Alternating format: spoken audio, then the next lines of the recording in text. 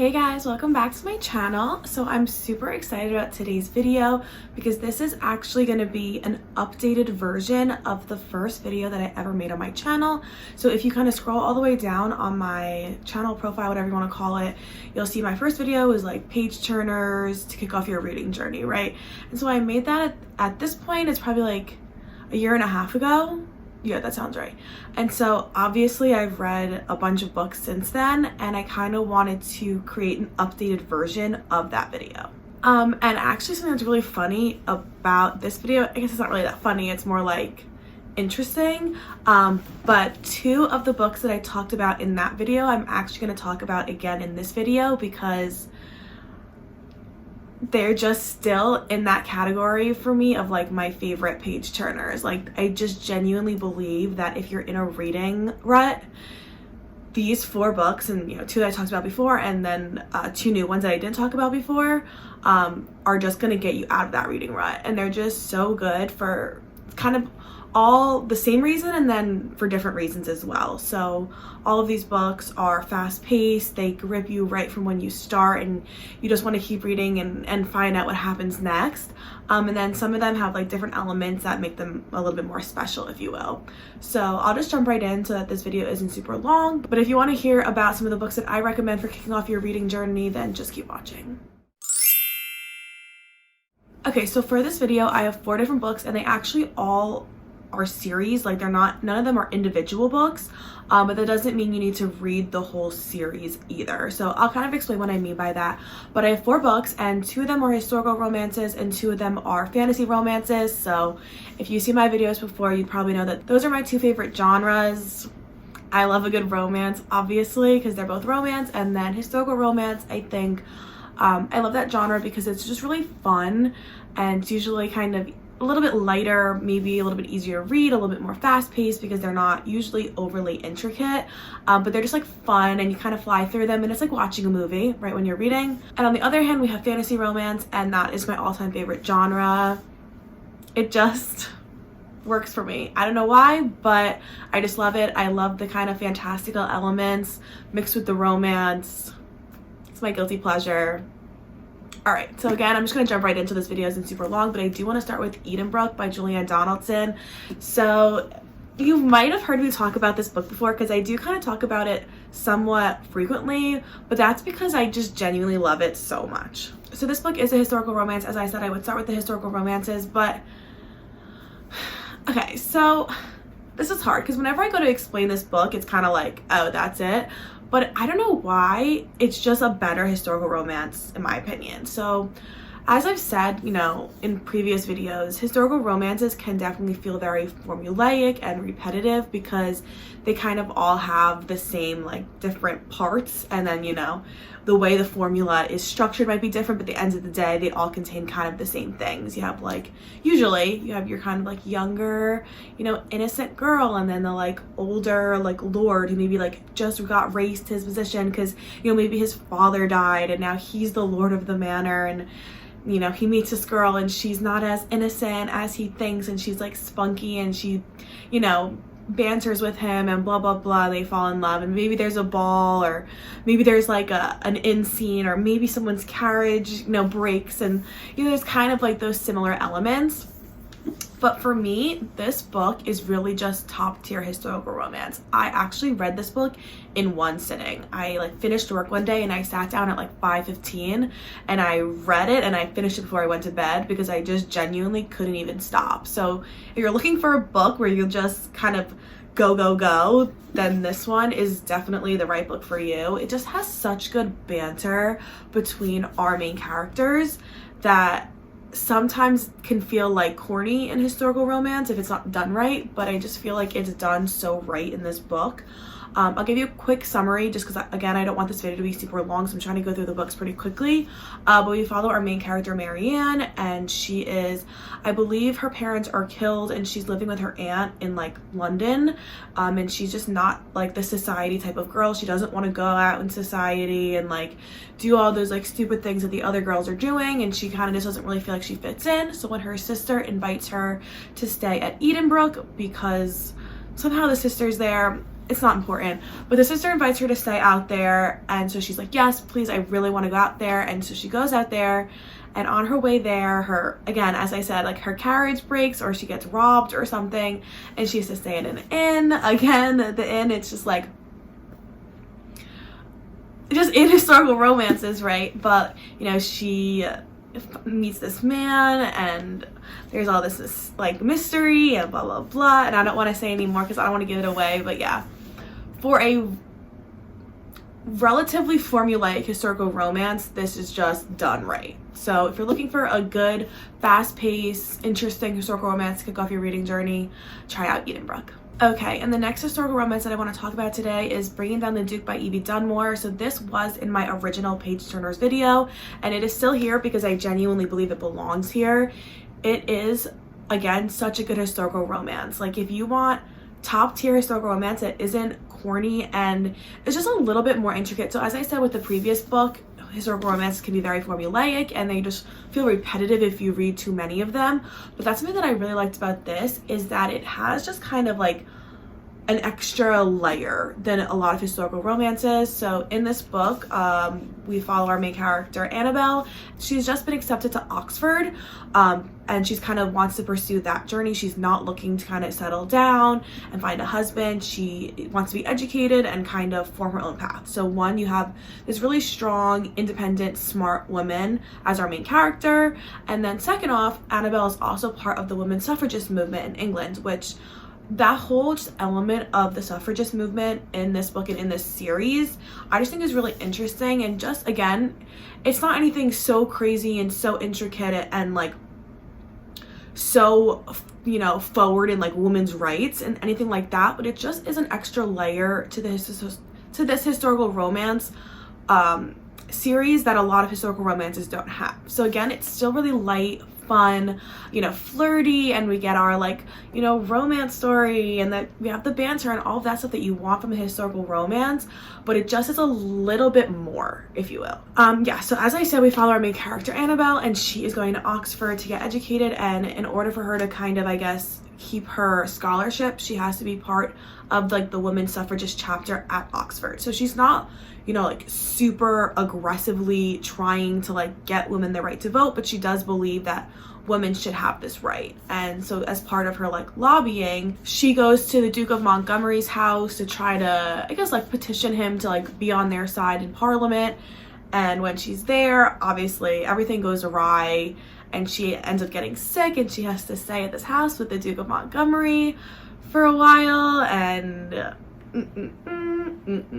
one thing leads to another, etc., etc. So yeah, just really good and just really fun. Like, that is what all of these books have that I'm recommending today.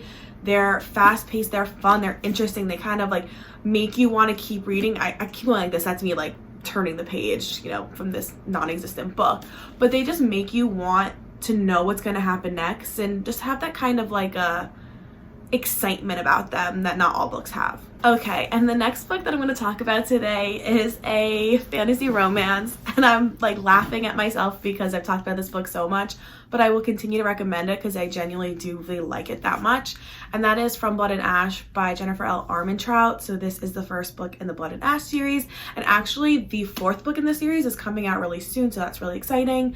It kind of good timing, so if you pick it up now, by the time you get to the fourth book, it'll already be out, if that makes sense. So definitely recommend this book. And okay, so I'm going to try to explain without giving anything away, which is really difficult, but we follow our main character Poppy, and she is the maiden, and she doesn't know what that means, and no one will tell her what that means. But basically she can't like see anyone, she can't talk to anyone, she's like veiled, she's masked, nobody can even look at her except for like her like handmaiden, if you will, and then like the guards that protect her. And she's just like sheltered her entire life. In this kind of made-up world that we live in, there's these people that are ascended, and what that means is basically they've been chosen by the gods for like some greater purpose, and they go through this ascension. And yeah, the first book starts out with them telling us this information about the ascended and Poppy being the maiden, but without kind of telling us what it actually means and like how it all fits together. So why I included it in this video is because of the fact that there are so many unanswered questions in the first book, which makes you want to like continue to read and continue to try to find out more and learn more throughout the first and the second and even in the third book that have come out so far, and I'm sure we'll find out even more in the fourth book. So why I think it works for like this page turners video is because you are constantly wanting to continue to read in order to find out what anything even means, because you do kind of go through the first book with so many questions. It's like, what is the maiden? Why is that important? Why is Poppy the maiden? Like, what makes her different than everybody else? What are the ascended? Like, what's going on in this world that people are dying? Like, why are these people getting attacked? And then we have this kind of, you know, our other main character, if you will, Hawk, who is Poppy's new bodyguard, and he's like, you know, manipulating things in a way, and you're like, well, who is he? Why is he important? Like, you just know that there's so many things going on and it leads up to something, but you don't know what that something is, and you have so many questions along the way, which on one hand is like a little bit frustrating while you're reading it, because you have all these questions in your head and you're like, what the heck does that even mean? Like, who is Poppy? But then it also just makes you want to just keep going to find out the answer. So that's why I think this is really good. This is a really good series for starting off your reading journey, because it will encourage you to continue to read and read the second and the third and then the fourth book. And that will really just kind of get you in the like zone of reading, and you'll be all of a sudden you'll have read 4 books and you won't even realize you've done that, if that makes sense. So that's why I think this series is actually really good if you're in a reading rut. Okay, and the last book that I want to talk about will be no surprise to anyone if you've watched like any of my other videos, but that is A Court of Thorns and Roses by Sarah J. Maas. And this is just my all-time favorite book series. It belongs in this video and it belongs in all the other videos that I put it in, sorry. But yeah, this book is so good. It is a Beauty and the Beast retelling, or the first book in the series is a Beauty and the Beast retelling, and then it kind of spins off and it has its own story for the other books in the series. I can go into a summary of the book just so if you're curious and you want to learn more, I will. But again, this book is just so fast-paced. It's so interesting. You see the Beauty and the Beast elements throughout it, but it's not a direct copy and paste, which I thought is really interesting. And I'm actually working on a video right now of my favorite Beauty and the Beast retellings, and this is obviously going to go in there. And so I've been reading a lot of Beauty and the Beast retellings, and it's interesting to see, which I'll talk about in my next video, so I won't go too into detail about it now, but it's interesting to see how different authors kind of interpret Beauty and the Beast and how much they choose to kind of stick or stay true to the original story, and how much they kind of use it as like inspiration and then kind of make it their own. But I would say this book, Court of Thorns and Roses, does a good job of like sticking with the story while making it its own, so that like if you're paying attention you could pick up on it, but you also might not. And the reason that I chose to include this book, other than the fact that I genuinely do believe that it belongs here, is because of the kind of like overwhelmingly positive response that I've gotten back from people who have read this book based off my recommendation, or just recently have read it and told me how much they liked it. I've had multiple people come up to me after reading this book and been like, that was actually amazing, like thank you for recommending it to me. And so it's like, and these are people that aren't, some of them are more avid readers than others, but some of them really aren't. And so for them to kind of read this book and have such a positive response just, you know, is the reason that I continue to recommend this book, because I genuinely do believe that it is really that good if you're looking for a book that is just going to be like enjoyable, and it's going to be fast paced, and it's going to give you like, you know, a little bit of fantasy and a little bit of romance, and like it'll make you smile, and it's going to make you sad, but it's not going to be so like over the top that it's like I'm just like overwhelmed, you know what I mean? Like that's something that I don't always want when I'm reading. Sometimes I don't want a book that's going to be like, I'm, you know, sitting there trying to like figure out what this book is saying, kind of like a Game of Thrones where you really have to pay attention to keep up with it, right? This book, you obviously have to pay attention, you have to read it to get what's going on, but it's not something where it's like so overwhelming to the senses that it's like, this isn't enjoyable anymore because now I'm like struggling through it, or like I read the first 100 pages and I don't want to pick it up again. No, with this book and with all the books I'm talking about today, you're going to sit down and you're going to read through and you're going to be excited to pick it up again. Like, you're going to not want to go to bed at night because you're going to want to read the next chapter and stuff like that, which is, for me, that's what makes a really good book. Or it's one of the things that makes a really good book. It doesn't have to be the most, you know, intricate, well thought out, like, you know what I mean, like perfect story. It just, what makes a good book is the fact that, you know, I want to keep reading it. I want to know what's happening next. I want to read the next book in this series. I'm excited for it to come out.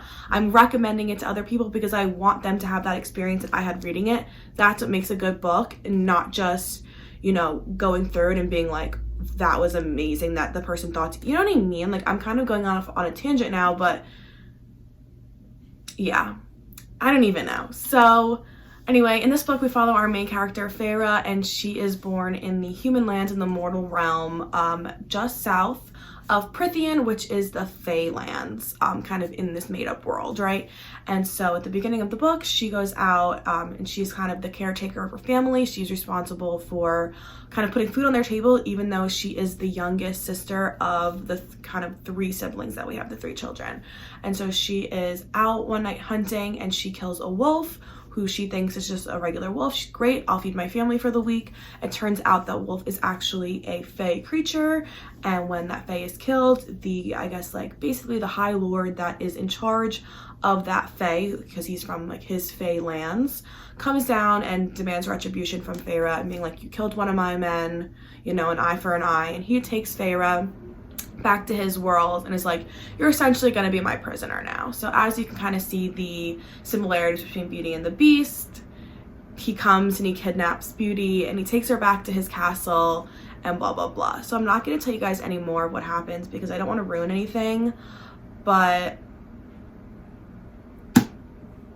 if you want a good book, if you're in a rut and you just want a good book that you'll be able to get through in a few days and you'll leave the book wanting to know more and just being in a good mood, read A Court of Thorns and Roses. Alright, so that is all I have for today's video. I hope you guys liked it. I hope you guys learned something new, or I don't know. If you get a good recommendation out of it, that's why I'm here, right? So yeah, I guess if you pick up any of these books, please let me know because I'd love to hear from you guys. Please subscribe if you're not already because it really supports my channel. And yeah, that's pretty much all I have. So I will see you guys in the next video. Bye!